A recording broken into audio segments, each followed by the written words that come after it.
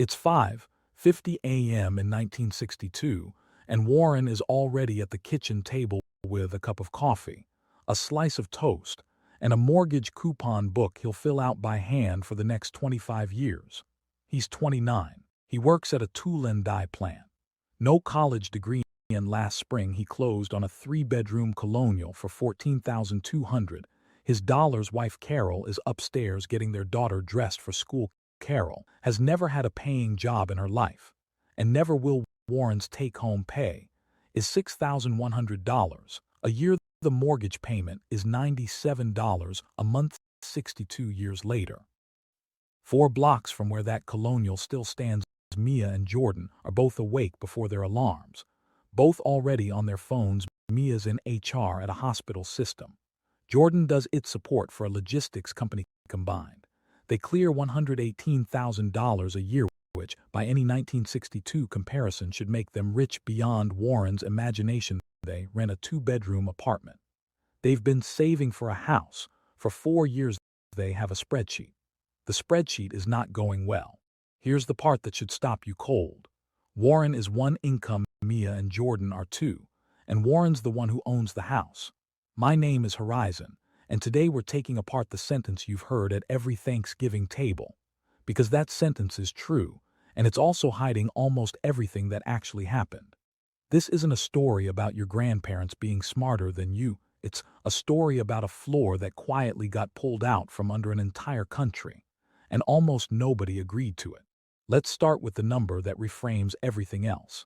In 1970, the median home price in America was about $23,000. Median household income that year was about $9,870. That's a price-to-income ratio of roughly 2.3 to 1. You could buy the house you lived in for a little over 2 years of gross pay. By 2024, the median home price had climbed past $420,000, and median household income sat around $80,000. That ratio is now north of 5 to 1, and in a lot of coastal metros, it's closer to 9 or 10 to 1. Same country, same basic transaction, more than double the relative bite. And that's before you account for the fact that Warren's household ran on 1 paycheck and Mia and Jordan's runs on 2. So here's the myth I want to kill early. It is not simply that houses got more expensive. The myth is the implied accusation underneath the nostalgia, that Warren's generation was disciplined and yours is soft. That comparison isn't just unkind, it's arithmetically illiterate. I want to introduce you to a character who's going to keep showing up. Call him the provider. He's the guy in every "one income used to be enough" conversation. 30-something, high school diploma, union job, home by 30, wife at home, 3 kids, 1 car in the driveway. He's on TV reruns. He's in your grandfather's stories. And census data will tell you he existed. What it won't tell you is how narrow the road to becoming him actually was, and how much of that road was closed to most of the country by design. Start with who got to walk it. Between 1934 and 1968, the Federal Housing Administration insured tens of millions of mortgages, and it did so under underwriting maps that graded neighborhoods by racial composition. Neighborhoods with black residents were graded hazardous and shaded red. Historians call the practice redlining, and its arithmetic is brutal in hindsight. Roughly 98% of home loans issued between 1934 and 1962 went to white borrowers. The GI Bill sent millions of returning veterans into homeownership with zero-down loans. In much of the country, black veterans were routinely denied the same benefits. So when somebody tells you anyone who worked hard could buy a house in 1962, the honest answer is anyone who worked hard and was allowed into the room could. Warren didn't lie about his story. He just never had to notice the door he walked through was locked for other people. Now, even inside that narrower, whiter, more permitted population, the provider wasn't the median experience so much as the marketed one. Take the house itself. In 1963, the average new home was about 1,525 square feet. By 2023, it had climbed to roughly 2,411 square feet, about 58% bigger. While the average household shrank from 3.3 people to 2.5. We are building meaningfully larger houses for meaningfully smaller families. Warren's colonial had one bathroom and a kitchen the size of Mia's walk-in closet. Nobody's building that house anymore, and in most of the country, nobody's legally allowed to. That legally allowed to part is not a throwaway line. It has a name: zoning. Starting in the 1970s, city after city adopted or tightened single-family-only zoning. Minimum lot sizes, parking minimums, and height restrictions. That made it dramatically harder to build the kind of small, dense, cheap housing stock that used to exist: the triplexes, the small apartment buildings, the starter bungalows on tiny lots.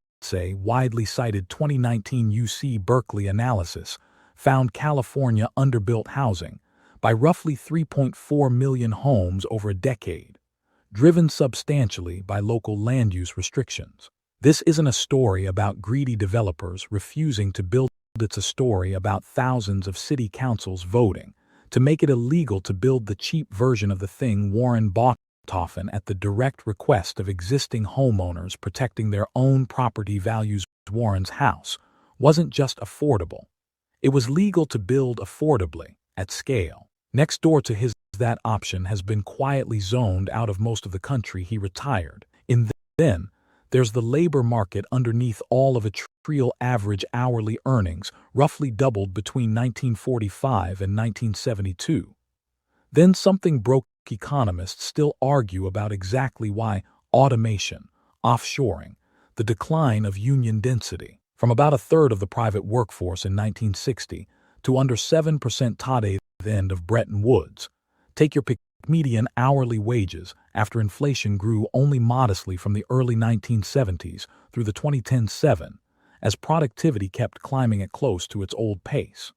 Between 1979 and 2022, productivity grew about 65%. Median hourly pay grew about 15%. Warren's generation got roughly a dollar for dollar cut of what they produced. Your generation is getting change back from a bill somebody else spent. So now put the two halves. Their house got 58% bigger. The town made it illegal to build a smaller one. And the paycheck stopped growing with the value each worker created. That's not a story about avocado toast. That's a supply problem and a wage problem shoved into the same driveway. And Mia and Jordan are the ones standing in it. Let's run their actual numbers. Mia and Jordan's combined income is $118,000. Local median home price is $415,000. Standard lending guidance says your total housing cost shouldn't exceed about 28% of gross income. At a 7% 30-year rate, a $415,000 home with 10% down runs close to $3,150 a month, north of 32% of their gross pay. Before daycare, Warren's $97 a month against his $508 monthly take-home was about 19%, and Carol wasn't paying $1,400 a month for daycare because there wasn't a second income to earn. That single fact eliminates one of the largest hidden costs of the modern two-income household. This is where I have to be honest about something. The two-income household isn't purely a trap. It's also the reason women in 1962 who wanted a career mostly couldn't have one. Female labor force participation was about 34% in 1962. By the late 1990s, it had climbed past 60%. That's not a decline.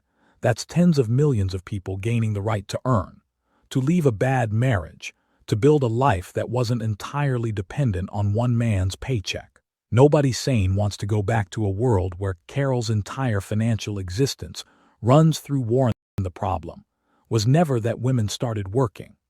The problem is the economy quietly priced the second income into the cost of the house before anyone got to enjoy the raise. There's a researcher who nailed this exact mechanism 2 decades before it became a talking point.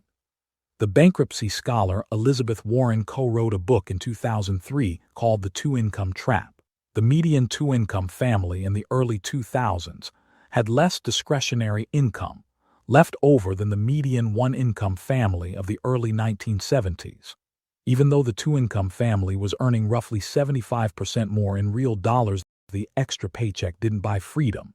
It bid up the price of the house in the good school district because every other two-income family in town was bidding. With the same extra paycheck, school zoning turned good school into a scarce, biddable asset. Two incomes chasing a fixed supply of good addresses just moves the price. It doesn't move the outcome. That's not a metaphor. Warren and Tyagi ran the regression. The second income, on average, got entirely absorbed by housing. And once it's baked into the price, you can't unspend it. You just can't afford the house without it anymore either, which is the actual trap.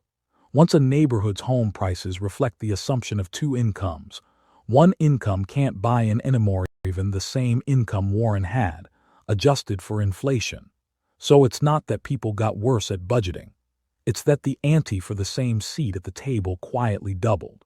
And everyone had to ante up together or lose the hand.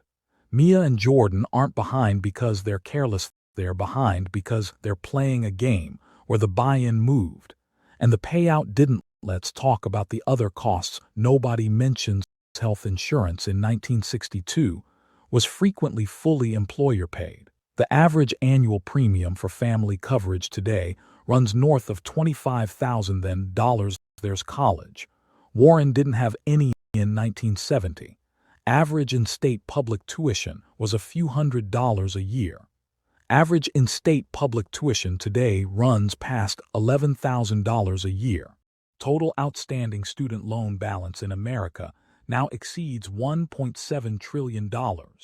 Jordan is one of roughly 43 million Americans carrying it, at an average balance north of $37,000, functioning like a second invisible mortgage.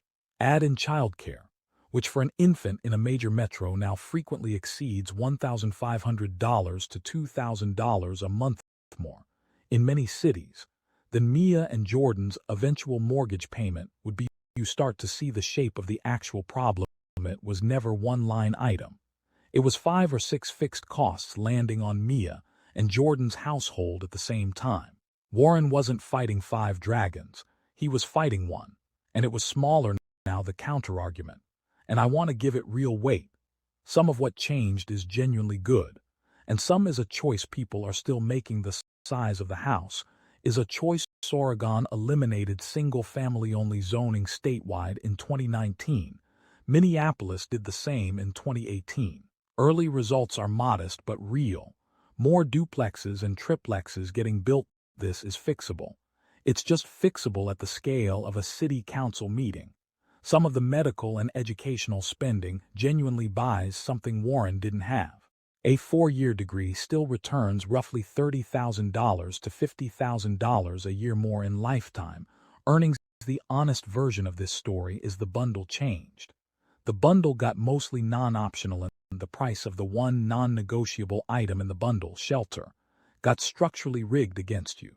So what actually moves the needle? If you're Mia and Jordan first, the geography arbitrage is real. The price-to-income ratio in San Francisco is north of 9-1. In Pittsburgh, Cleveland, Columbus, Indianapolis, that ratio sits closer to 3 or 3.5-1. Remote work opened a door for a real slice of the workforce. It's not romantic. It's arithmetic. Second, run your own ratio the way we ran Warren's and Mia's. If you're above 30%, you are structurally squeezed no matter how good your spreadsheet is. If you're at or under 25%, you are actually fine. Third, pay attention to your city council, your zoning board, your state legislature. Keep our neighborhood character. Hearing about a proposed fourplex is mechanically a vote against a future Mia and Jordan. It is the least glamorous form of financial activism available.